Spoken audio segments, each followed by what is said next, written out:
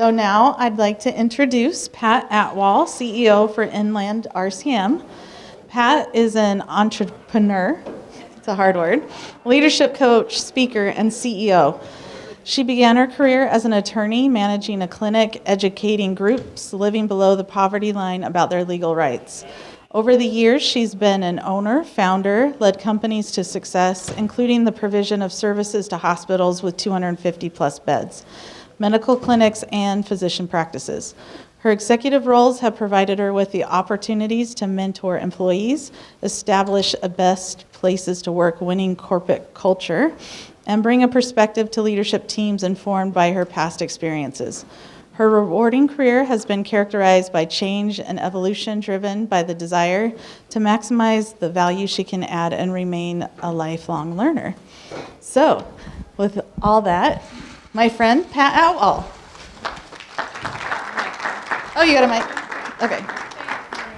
Yeah. I speak with my hands, so having the mic would have meant like going back and forth like this, right? So as you heard, I am someone who, career resiliency and growth, I have made a lot of pivots and changes in my career. I've taken advantage of opportunities. I've gone from being an attorney to being in the business world, and it keeps things interesting for me. And with all of that, I've been exposed to a lot of coaching and guidance, like what do you do for your career? How do you jump into something new? How do you make sure you're ready for that when there's a change? Or when you want to make a change, there's times where I have decided where I'm gonna leave this, I'm gonna go be a mom, or I'm gonna stop being an attorney, I don't want to have a business role here because I can add value. And with that comes hard work, right? It's never easy. You definitely have to put that time in. You have to plan for it. You have to be intentional. And that's really, those two words are what I want you to take away from this, to be intentional and think about what you can do. And when I share that, I come back to like who I am in my DNA. I am the daughter of immigrants. I was born in northern India, in the Punjab region. And when I was 3, my parents moved us to Canada. And I grew up in the Vancouver, British Columbia area. And so they had high school educations back in India, and they worked hard. They provided for us. We became a family of 7, and a lot of kids, never a lot of money, but a lot of hard work. And they instilled that in us. My dad had factory jobs. My mom worked in a kitchen, and she was a seamstress and, did more than one job. And we all had to do everything. And as the eldest, I was left to lots of free labor and babysitting, right? Yeah. But all of that to say that it's up to us. I learned that. It's the hard work that you put into it. People aren't thinking about what is best for your career. Where do you want to go next? For the most part, they're busy with their day-to-day, and it's up to you to be intentional, to grab a hold of that opportunity or create that opportunity for yourself over time.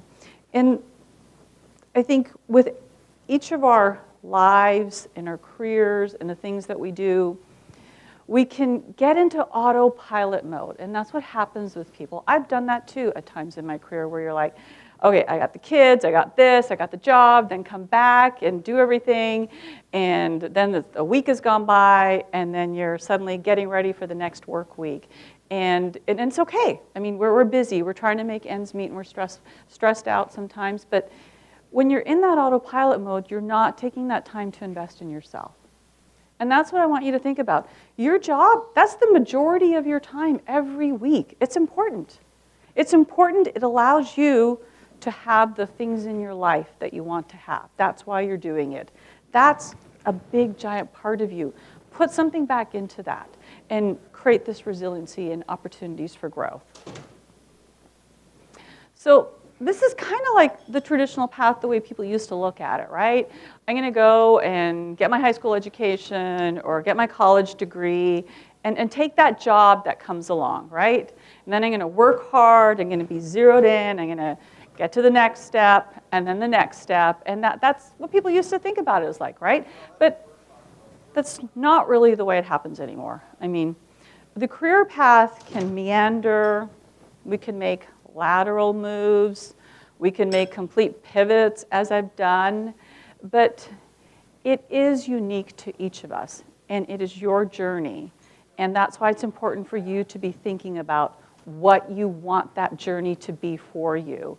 Not just now, but down the road, 2 years, 1 year, 5 years. Be thinking about that. You know, you might be going in, you get an entry-level job, and then you work hard, and you become that team lead.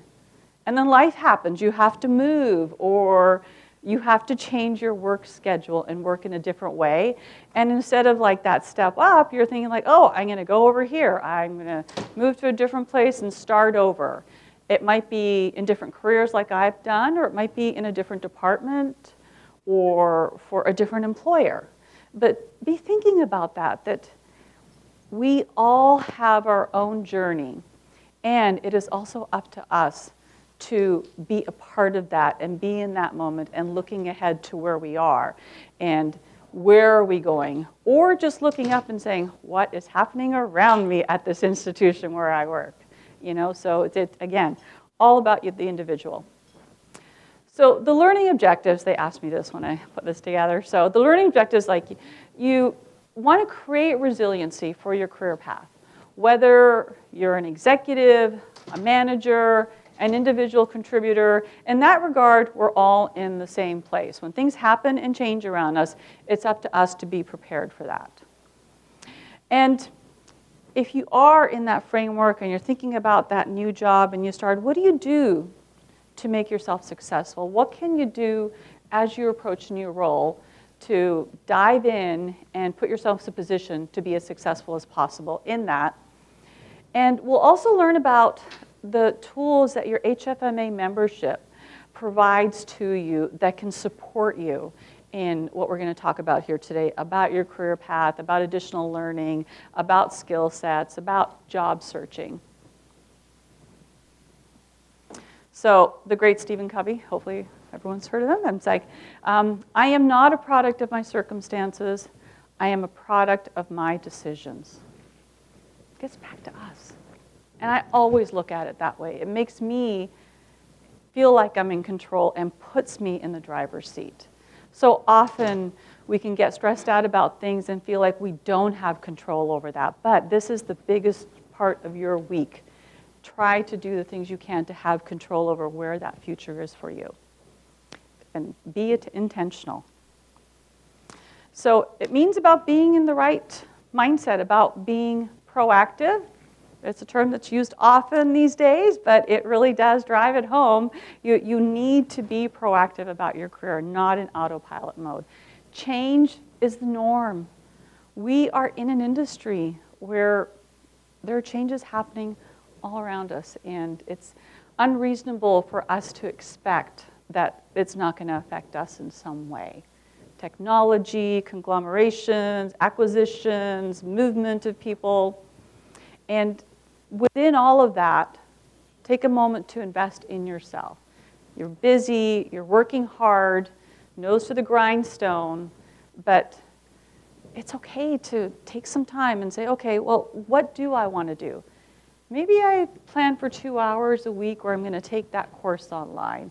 I'm going to plan for this, or that time that's coming up where things are a little bit less busy and hectic with the kids, where I can carve out some time for myself.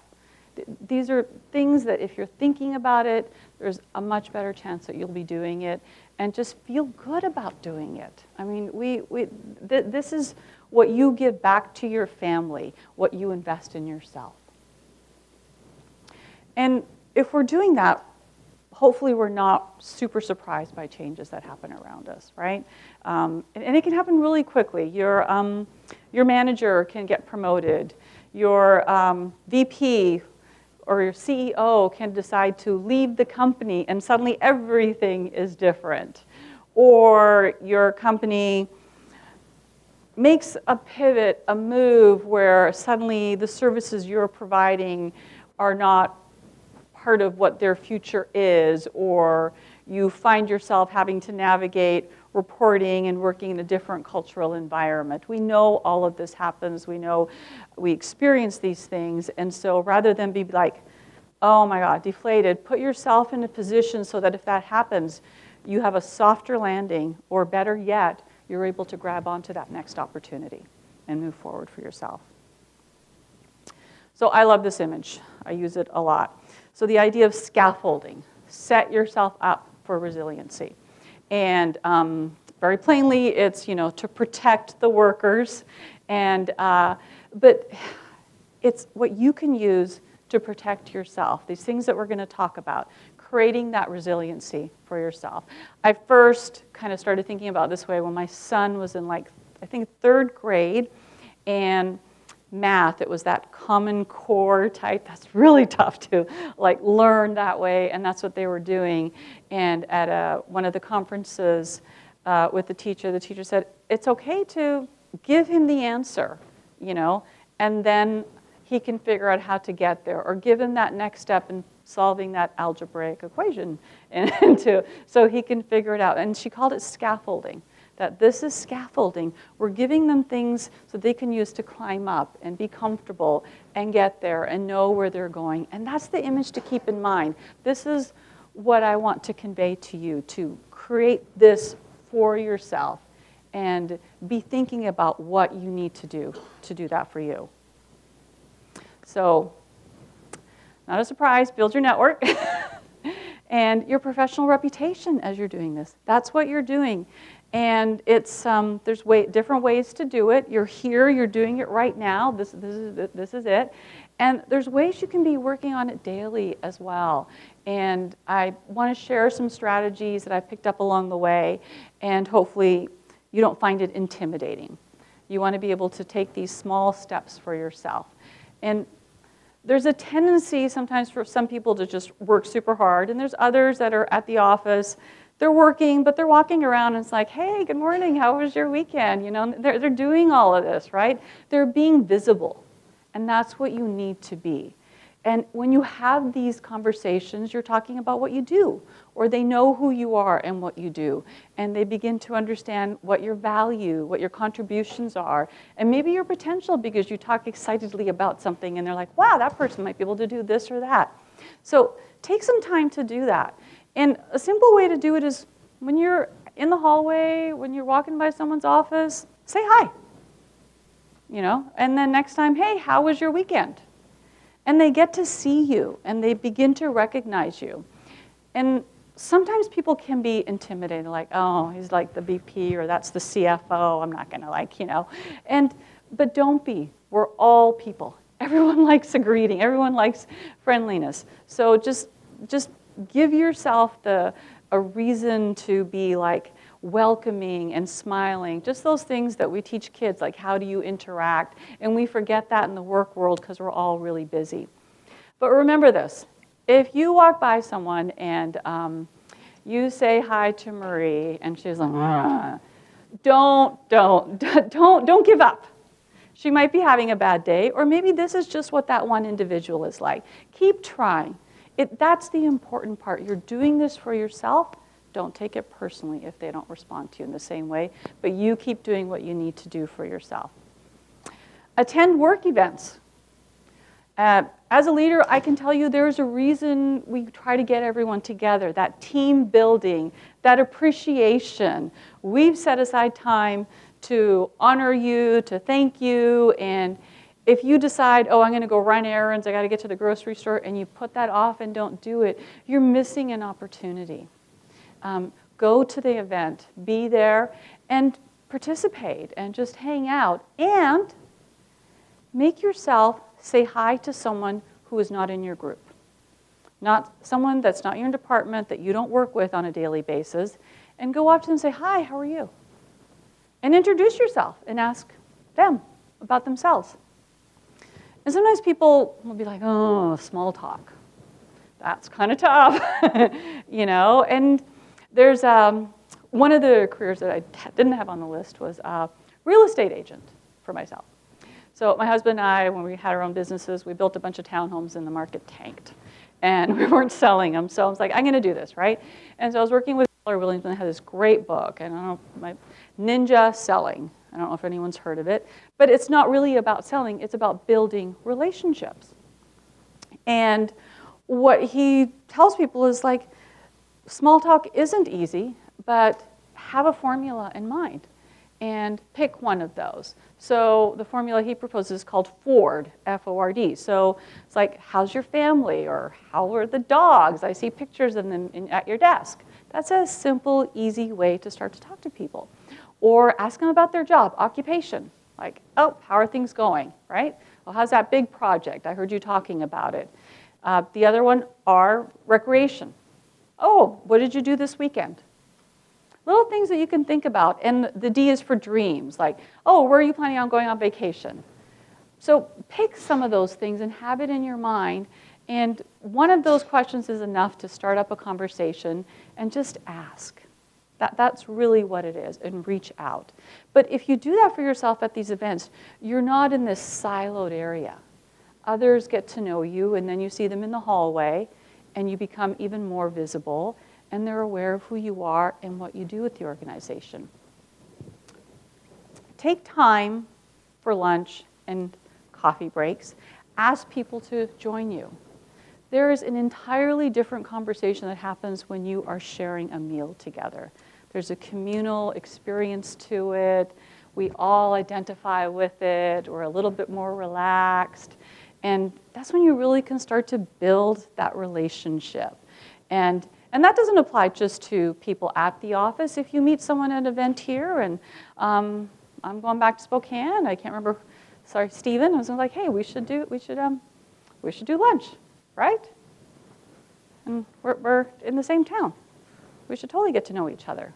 And it's not there's any purpose other than getting to know each other and support each other as professionals. We're all there together. So the point is, do these little steps. It won't feel as intimidating as this whole idea of, oh, you got to be networking out there. As you're doing these, I think it's just bear in mind that it is about relationship building. It is about the person. Don't rush it. Don't act like they're going to be your best bud. Give people time. Be genuine. It takes time to build rapport and trust and really get to know each other and be in a mindset where you do think about that person and how you might be helpful to them if they bring up something to you down the road. But just be just a normal, genuine human being with them, and they will respond in kind, and things will come over time. Remember, what we're doing here is we're building this network slowly, and you will be able to rely upon it in the future when you need to. I also like the idea of be intentional about it. So in Ninja Selling, he tells people who are agents because, everyone has a house, everyone wants to sell or buy, and it's like 50 contacts a week, which is really, really hard, right? I keep stepping on this little thing. But for me, it's like, I'm going to make sure I have lunch with someone at least once a week. I'm not going to just sit at my desk. Set something up for yourself in your mind, whatever works for you, because sometimes maybe lunch is the only time you have to get things done. But maybe twice a month, you invite someone different for lunch and ask them. And if they can't make it again, don't take it personally. Okay, not taking things personally is a superpower. I guarantee it to you. Just you can put yourself out there, right? People don't dislike me. They're just who they are, right? That's it. Don't feel rebuffed. But set that for yourself so that you actually do take that time. It's important. And those people will appreciate it. And then be consistent, follow up, engage. This is a friendship, hopefully, or a professional relationship.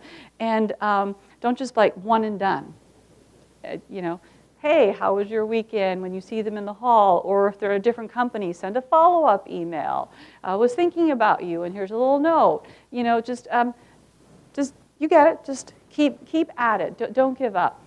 And as you're doing this, you might be surprised that you find people that you're talking to who can give you advice or you can give them advice. And maybe there's something you're struggling with your manager or a direct report, or you just don't get what's happening at your place of work, right? And they can say, oh yeah, I've got the same thing, or this is what happened to us, and maybe it's relevant. And you might even find a mentor.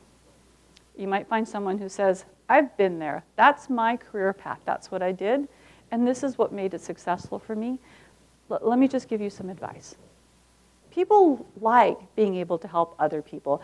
I am eternally grateful for the things I have. I feel like I am very blessed for the opportunities I've had. I try hard. My faith is there for the rest of it. And so when someone reaches out to me that I don't know, I am happy to get to know them and say, you know, how can I help you? What would you like to talk about? So if you do that for other people, they will do it for you, and you just continue.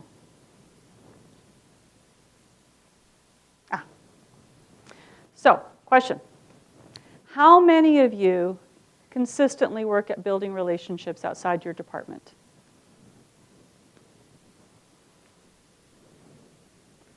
Has it been rewarding? Does anyone want to share?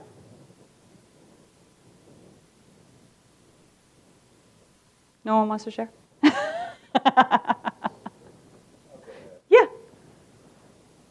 Well, again, that's kind of a softball question Yeah. for me because in my new role. Yeah. Yeah, that's a softball question for me because in the new role I'm in, it's working with 26 different hospitals, Yes. and so yes, It is I'm doing softball. it. It's part of your job, right? Yeah, Yeah. it now is, but Yeah, yes, yeah. but it does still take time and effort, and not just virtually, but we're actually investing the time, money, and energy to physically go out and visit, and that's where it's interesting because some partners who they're not really engaged or they're getting value from this relationship have been some of our best on-site visits. And I came away with a completely different perspective of that organization. That's awesome. Yeah. Anybody specifically, like where you're trying to reach out to people in other departments that want to share their experience? Yeah. Owning a business is a very different ball game right now where I am. But of course, I have worked in the corporations. I would like to share the current experience that what I go through. Of course, for a business, this kind of events help a lot. But then at the same time, my interest is how can I make my own finances decision in certain way. So if I have the intention and purpose, I go in some of the different kinds of like a financial management type of events because it is very hard to find those kind of people to whom I can have the brain share or to learn something new which I don't know, for example. Same thing with real estate. There was a point I was very interested in real estate, but then I ended up going for some totally irrelevant event that I would ever go because finding the different type of domain knowledge, which I don't have, I take efforts to go to those kind of events to really learn. And that has been very rewarding experience. And the funny part is sometimes you find some people over there which feels like, how does the universe know that I needed that person? So They do, yeah. Thanks for sharing. I want to share one for myself, like specifically within that department area, and I'm just going to pick this up. So I was working as an attorney for a software company, and you get stuck at your desk. That's all you're allowed to do. You're on phone calls, people call, you're negotiating contracts, sales contracts, partnerships. That liability clause, that indemnification clause is always the same thing. But as I was doing this, I was like, okay, I gotta get to do something else. I was trying to find other people to get engaged with, and I did. I'm our VP of Strategic Alliances and our Chief Operating Officer. And so when they started to look for somebody to add as a director level to that role, I'm like, hey, what about me? And they allowed me to do it. And so for me, there was tremendous value, and that's why I share it. Let's not be siloed. Let's make sure we spread out our attention and focus. So the other way to network, online, social media, and some people like it's easy. For a lot of people, it can be one of those things like, I'm not sure what I should do. You kind of end up feeling like you're standing in the middle of everyone's focusing on you. But in social media, that is not the case. So LinkedIn, it's your professional image, and you can get noticed. You can learn about others that have similar positions or other companies. Facebook, not professional like LinkedIn, but so many small hospitals and other health institutions have Facebook accounts, and they're posting on there. So go look at what's going on there. Like it. If it's your hospital, your organization, like things that they're doing. And plus, you'll find out what they're posting about, what's a new initiative or what's an event in the community that's important to them. And you know what? That gives you something to have a conversation about when you see that person in the hallway or when you see them at an event. So empower yourself, and you'll find it easier as you keep doing this kind of stuff. Yeah, I've got a bunch of slides on it, so if I don't cover it, absolutely, Rajashri. So for LinkedIn, the key is to optimize what's available there for you and get comfortable using it. Again, no one's looking at every change you make to your profile or anything that you're doing consistently because there's a lot out there, so it takes time. But be consistent and keep updating. Have up-to-date information on there. So some tips for being impactful. Use a professional photo. It is not a personal medium. It is professional, and keep it professional. And it doesn't mean it has to be a headshot taken by a professional photographer. Right now, I have one that was taken by a photographer, which I love. But before that, I had one I was outside on my front doorstep, put my phone up, and took like 100, and finally found one that worked, but in a suit, and that's what I wanted to represent. That's what I want people to see in me. If you're in a creative industry, then you can be a little bit more creative. You're promoting your personal brand. When people say brand, that's where it starts with, right? What you put out there and represent about yourself. And put a clean headline, a clear headline where they can understand who you are. That headline goes with you for every comment and like that you make. My headline right now, CEO, Revenue Cycle Management. It communicates everything I want to communicate. I'm in leadership. That's something I'm passionate about. And revenue cycle management is my focus right now. So if I say thumbs up or if I make a comment, that goes with me. It's a simple way to communicate. You can be creative too. It's like there's an open to work moniker that you can put on there that wraps around you. Use that.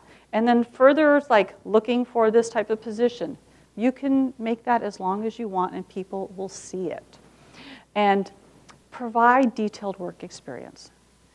Don't just list what your job titles have been. Add a little bit. This is what I accomplished. Or over 4 years I did this. Over 3 years I was promoted regularly. Put something in there where people can see you had this job title just like 20 other people, but this is what you did with it there. That's what you want to do. And then the people are people like me. I am in a hiring position. I, like everybody else, we're always looking for who can join the team because there's always more work to be done. I regularly go on to LinkedIn and I will search it and I will do it by location and job title and it'll spit out all these results and I'll see the one that says open to work and I might check out what their profile is, or I'll see someone that looks interesting and they don't have open to work and I will check out their profile, and you better believe someone from my company is going to reach out to them. You never know. So just be aware of that. Be aware of who's looking at this stuff. Growing your network. That's the other part. It's like, okay, I put my profile up, I did all these things, but I only have 20 connections. Again, this is one of those things where you regularly have to work at it. If you meet people at an event, connect with them. If you have colleagues that are on LinkedIn, connect with them. And I think everyone, it's just really simple. You go on there, you hit that connect button. It'll ask you do you want to write a little note? And it's up to you. Again, don't take it personally if they don't respond.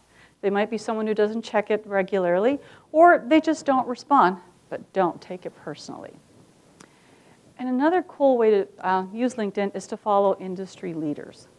If you follow thought leaders, and you can just click follow or connect, they might connect with you, you'll get what they're posting in your feed. It gives you things to talk about with others when you do meet them at events or at events at your company or others that may be working on different things. It gives you knowledge, and it helps you to be more prepared for those opportunities. Engage with content. So just a simple like, or the little light bulb insightful, or the heart with support. Pick one of those. It's really easy. Go through. These are the kinds of things where like, this is how you maintain your content and be consistent. Take 10 minutes in the morning. Maybe pick Tuesday and Thursday. People are very active on those days, around 10 a.m.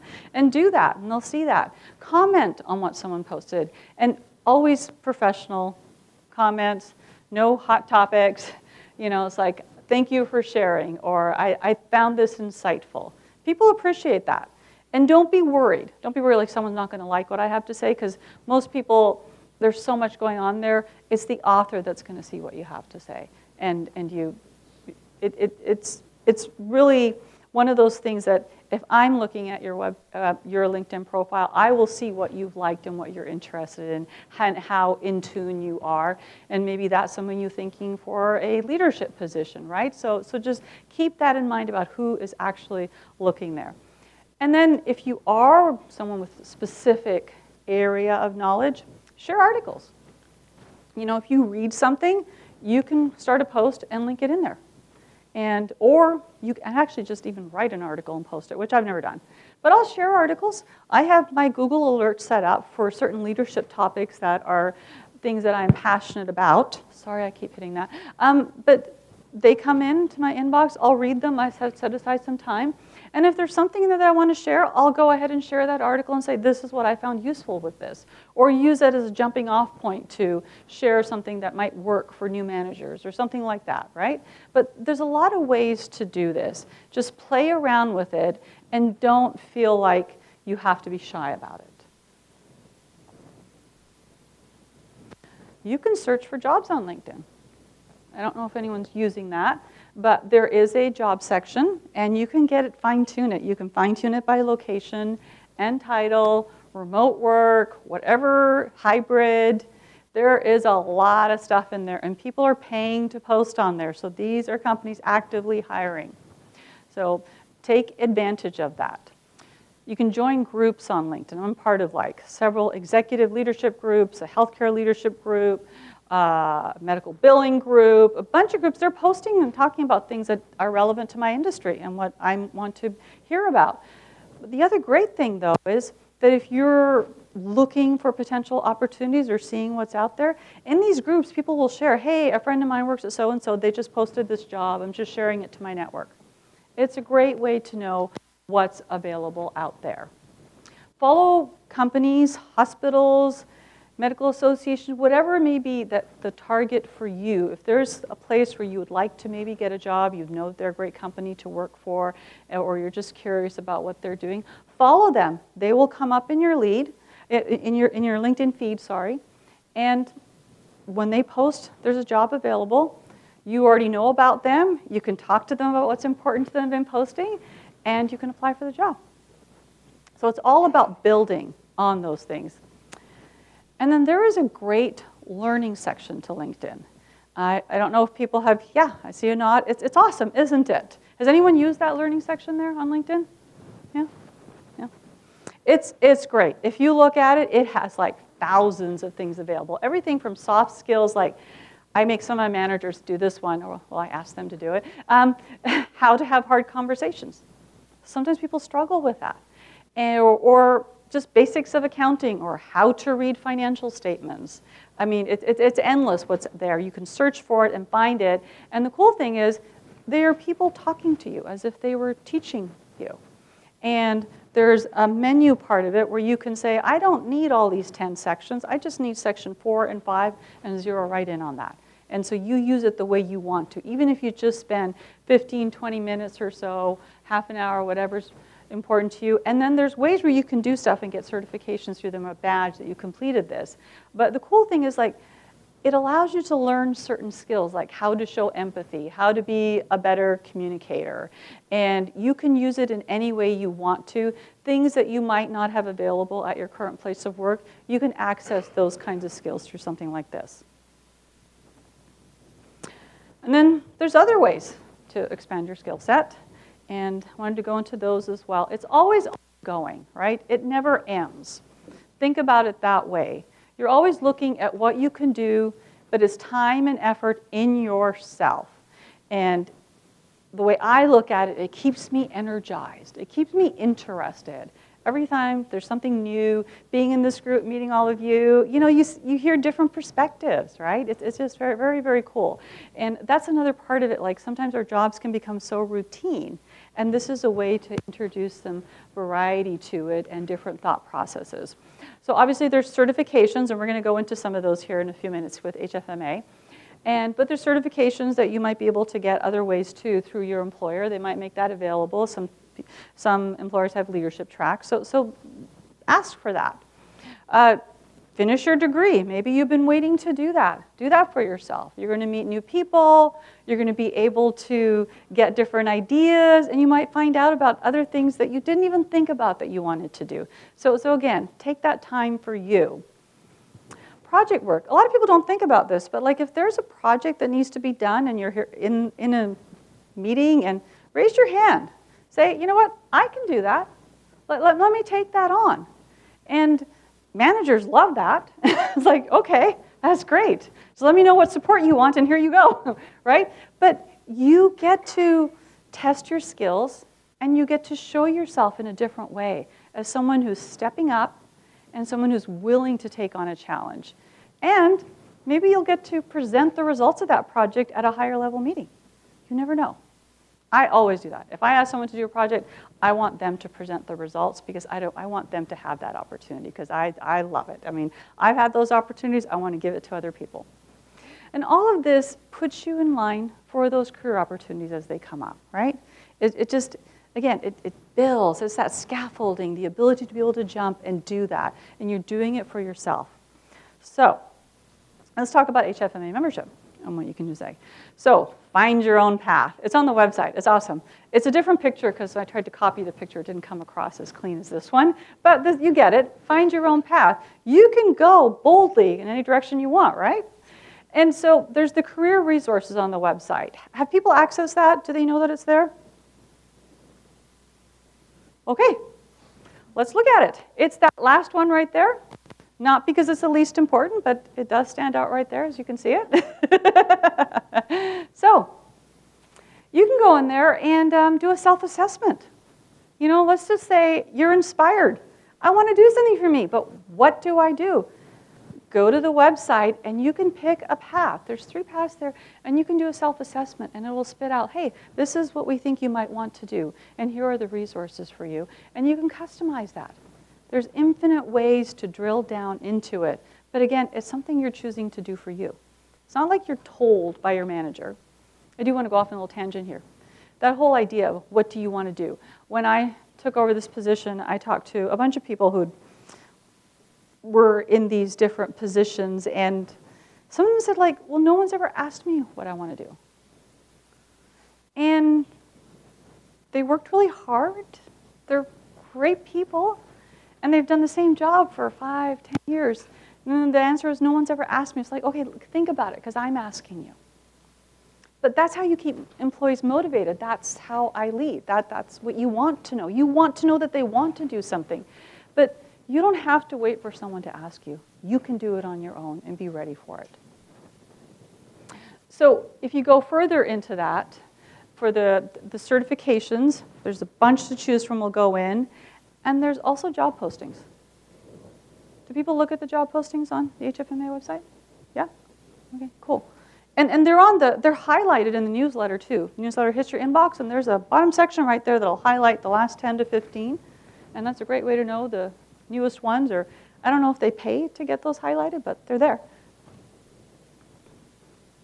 So career pathways, a bunch of different routes you can take. Rev cycle, business strategy, payment and reimbursement, financial compliance, strategic financing, and access to capital.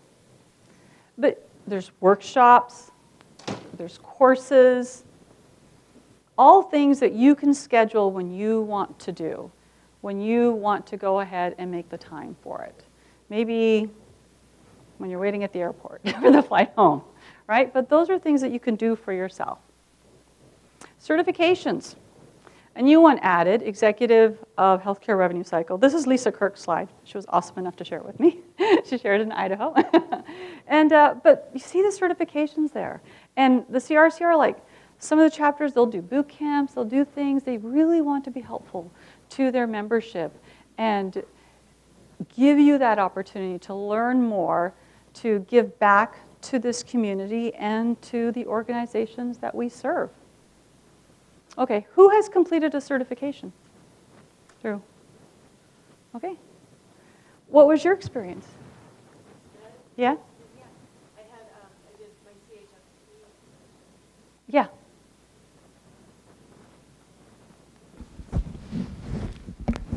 Thank you. So I did my CHFP many years ago, and it was sort of the self-study, but then we had a boot camp for a day, and with a bunch of people, and that really helped, with kind of crossing the finish line. And then I recently got my fellow with HFMA. So, and now Sam King is trying to talk me into the CRCR. So we'll see. Okay. Yeah.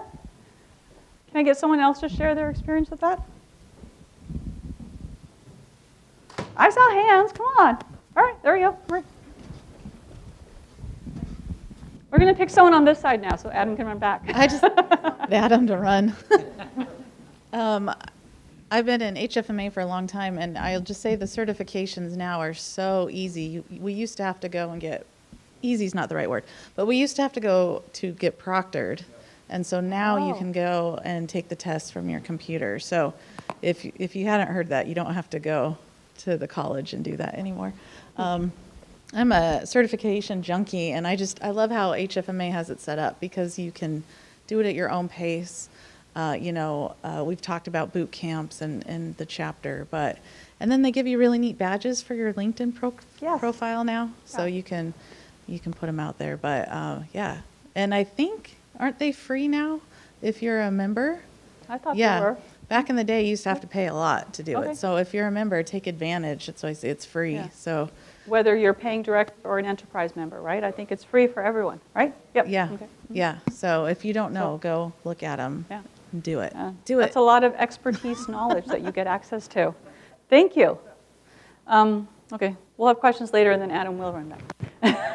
Thank you. But I think that's one of those things where there is so much knowledge in those there that it can help you with what you're doing, but like Marie said, it gives you a badge. You can add it to your professional profile, and it helps potential employers see that, hey, this person's committed to growing. They want to learn. I want that kind of person on my team. I think just the very fact that you did it just shows that. Okay. Does anyone know that you can see compensation benchmarks on the website? Okay. Yep. That's a very empowering tool to have that information when you are looking at a job and negotiating what that salary will be for you. Or maybe just to check out how am I doing here, That's a great way to take a look at it. And the fact that, again, this information is there for you to access anytime you want as a part of your membership. And, this can be one of the most stressful parts of negotiating that new job. Figuring out what is the right salary, what is that number, what is that range, and it's already been done for you here. Another powerful tool. Oh, yep. Yeah, quick comment. We've actually used it for managers or people who report to us. And so, we've actually used it for people that report to us, managers, and then some of the staff positions, because that gives us a good benchmark. Also in doing fair, budgeting, or if we have positions where we've had higher vacancies, we do our own regional surveys, but this is just another data point. Good. Yeah, from the employer side, absolutely. Okay, and then since we're here at HFMA, I wanted to point out what you can do to build your career and your skill set and promote yourself by volunteering. You know, you're developing new skills. You're public speaking if you're presenting, you know, and getting comfortable with that, because we all have situations where we got to present in a big meeting or things like that. It's a great way to test your skills. And then some of the things that, you know, that you've been involved in and other members here, all of those things is people are acquiring new skills and they're being visible. They're visible in a room here where there are people in hiring positions, or there are people who have heard about a job somewhere else and say, hey, I want to suggest you talk to so-and-so. So this is a great room to be able to do that for yourself. But even when you go back, if you are volunteering, you get skills that you can add to your resume. And just by doing some good for this community, that gives to you. Okay. Because this is about collaboration and learning from each other, I wanted to give you the opportunity to do that as well. So if you can take a few minutes and talk at your table, and if you have only one person at your table, you can move and combine. But talk about, you know, when was the last time you changed your job? Was it planned or unexpected? And how did you navigate that change? What served you well? Share it with the others at your table. And if you're comfortable, what are your career aspirations? Again, this is a great room to share it. People hear about it. It's like, oh, really? I'm trying to do that. Oh, hey, so-and-so is really looking for someone like that. Or you would be if you talked to so-and-so. So take some time here and, stop talking. All right, let's start back up. And I just have a few more slides here. But before I do, Adam, if you want to get the mic out again, is there any story that anyone wants to share from their table about that was really helpful to them about career transition? Ah, there we go, Mike. Well, 2.5 years ago, I left an organization and came to this meeting, that was in September, came to this meeting in October, ran into Rick Lewis, which we've been long-term friends, and a day later he calls this guy at Prosser, the CFO at Prosser, and says, okay, I've got somebody that you can talk to. And now I'm sitting next to him for the last 2.5 years. He's smiling and nodding, so he's happy with his decision. So this network, in my consulting career, this network has been responsible for every single contract I have obtained. Wow. Thank you, That's HFMA. awesome.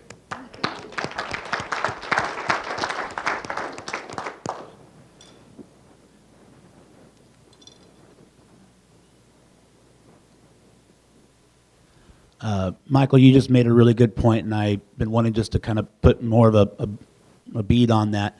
I would encourage the providers in this room to leverage your business partners, leverage your vendors. A lot of us cover more than just one state, and a lot of us have more than just one client. So if you are looking for a role at another organization, ask us. Maybe we know some people. We can make an introduction. We can throw a recommendation for what it's worth to whoever we're talking to. Or if we hear that, hey, someone is looking for a new VP of Rev Cycle, we're happy to share that. You know, we kind of, it's important that we keep our, beat on the pulse of what's going on in the industry and in our territories. And so we can be a really good resource for that. And we're always, I'm sure, and I'm speaking on behalf of all my fellow vendors here, we're happy to do that for you. We're happy to extend that. Just case in point there. We want to see everybody land in a place where they're happy. Everybody wants to be fulfilled in their career and not feel like they're stuck. And yeah, great point. Just a few more slides here. I was just going to do it. You had talked about LinkedIn, and the job I'm in now came to me because of LinkedIn, right? A recruiter called and said, hey, I looked at what you're doing.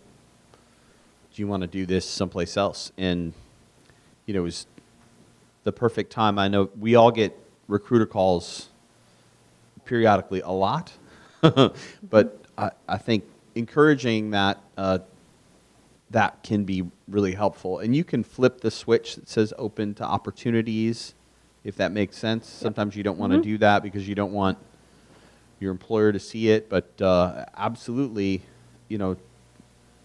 take advantage of LinkedIn. I think it's gotten more and more use over the years. 100%. And from HFMA, like even if you don't get the certification, just going through some of the classwork and some of the pieces along the way can give you such a great overview to things that you might not be completely familiar with. And I feel like I learn something every time I go back and review some of that stuff. That's great. Thanks, Sean. Okay, I'm just going to just a few more slides here and we're done. You guys can get to lunch, okay? I wanted to make sure I took some time, since we're talking about career change and resiliency, that you also be intentional about your role in making your new job as successful as possible. You know, make sure you've read that job description in detail. As companies, as employers, we take time to put that together. All of those things in there matter to us. So make sure you're aware of what you're taking on and have a plan to accomplish that. If you're an individual contributor, maybe 2 weeks, 30 days. If you're an executive, 90 days. I mean, it takes a long time to move a ship like that. But check in with your manager after the first 30 days. Doesn't matter if it's a VP or the CEO, check in with them and say, how am I doing? Are you getting what you need from me? Ask those questions, even if you're not being asked. Sometimes when we bring in a new resource, people can get busy. It's like, great, tag, you're it, here you go, and you try to solve another problem. So it's up to me as that new person to say, am I doing what you need from me? And if maybe like, no, you know, you're not doing this one other thing. And everyone's like, well, what do I need to do to be successful in that? Take ownership of that. Be intentional about that part of it as well. And really, really important, learn the communication style of your new manager, whoever they may be, whatever position level. It's up to you to understand what they are saying, how they like to be communicated with. Someone told me once, it's like, your boss is your single biggest customer, your most important customer. Email hits your inbox, that's the one you want to be mindful of. They need you to do something, that's what you want to prioritize. If you're too busy and you can't, then you tell them, help me to prioritize this because I want to do this for you. Be very intentional about that relationship and you will be successful. Okay, so yeah, there we go. Be intentional. Those are the words for this. Be prepared. And then you're not surprised by that unexpected change. Like we talked about the scaffolding. Maybe there's a softer landing if you know where things are going, or you've already lined up an opportunity, or you can call up your network and say, you know what, I'm looking for a new position. So be prepared, and the potential reward is great. I feel like I've benefited from this approach throughout my career. The current job I have, I was not looking for it. They sought me out. I thought they wanted to talk about leadership coaching, which is what I was doing, working with executive teams. They needed some help there. Like, no, we actually need a CEO for this one of our companies. And so you never know. And it's because someone on their board knows me. We're part of the startup community. We'd work together and suggested they speak to me about this. And I love challenges. So it was awesome. It was great. All right. Thank you, everyone. I appreciate the time.